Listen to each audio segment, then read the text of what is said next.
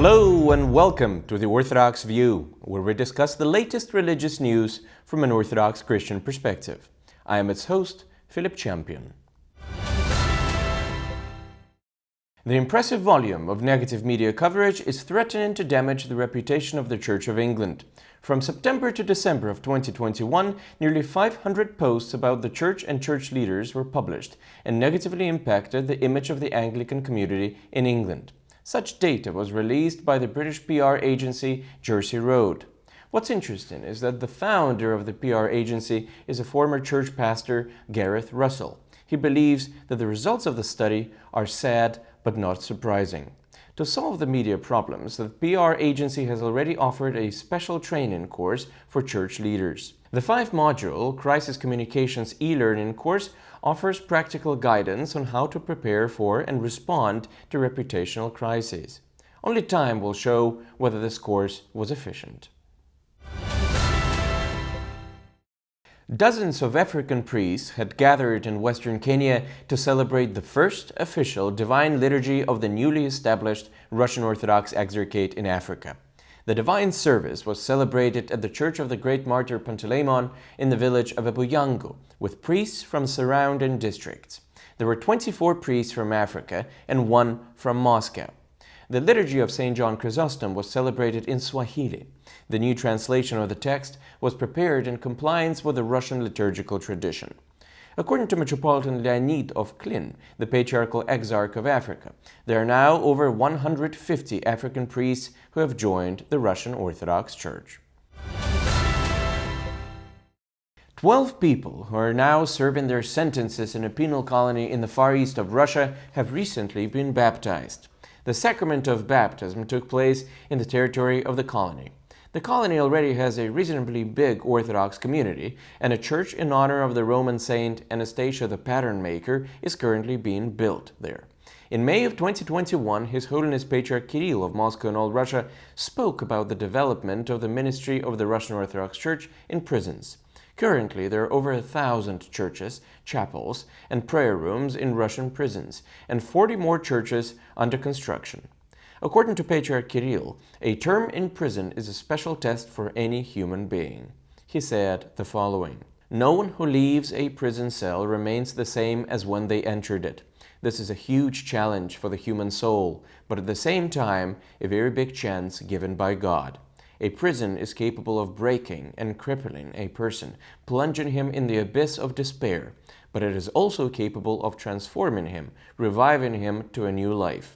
And the Church comes to prison precisely in order to prevent prisoners from taking the first path that is destructive for them." Does age play an important role in the church activities of a layman? Well, certainly not in the case of a 19-year-old Ben Jenkins, who has been chosen as a warden of St. Nicholas's Anglican Church in England during the annual parish meeting. He is now the youngest church warden in the entire England. Jenkins's appointment was announced during the service. Church wardens play a vital role in caring for the church building as well as working closely with the clergy to support the life of the church community. It is one of the oldest elected posts in the world, dating back to at least the 13th century. The new church warden has said the following words on the day of his appointment: "The church is a really important part of community life in rural areas, and I want to ensure this continues. Lots of young people my age volunteer with different organizations. I felt called to make a difference in my local church and community."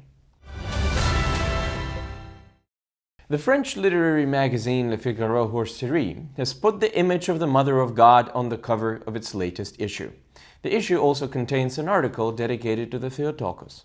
This is a rather courageous act for modern Europe. Remember how, at the end of last year, the European Commissioner for Equality, Helena Dalli, presented the so-called guidelines on inclusive communication. The guidelines focused on the language norms and rules that would allow, as they say in Brussels, to reflect diversity and avoid stereotypes so that everyone would be recognized regardless of their gender, race, place of origin, religion, and so on. In addition to the ban on the use of the word Christmas, the European official proposed to not use certain names with religious overtones, and first of all the name of Maria, or Mary. And now, the editor-in-chief of the French magazine, Michel de Jaguer, decides to dedicate the issue of Le Figaro to the Mother of God in order to show that European roots lie in Christianity. Here's what he writes. I doubt whether it is worth crying before the technocratic deployment of the ideology that intends to promote the unification of European peoples by denying their past, trampling on their identity, and leveling all spiritual life. Or maybe one should laugh at the unshakable good conscience of an uprooted elite who, along with the deadly nature of their proposals, also demonstrate their straightforward stupidity. The magazine's author conducts an extensive historical study of those passages in the Gospel which contain references to the Mother of God. He says that the ever-Virgin Mary had inspired many generations of Europeans and lists numerous architectural works of art in Europe that are dedicated to her. He also says that if there is a character in history from which Western civilization originates, it is, I quote, Mary, the daughter of Israel. And this is all for today. Thank you for watching and see you next time on The Orthodox View.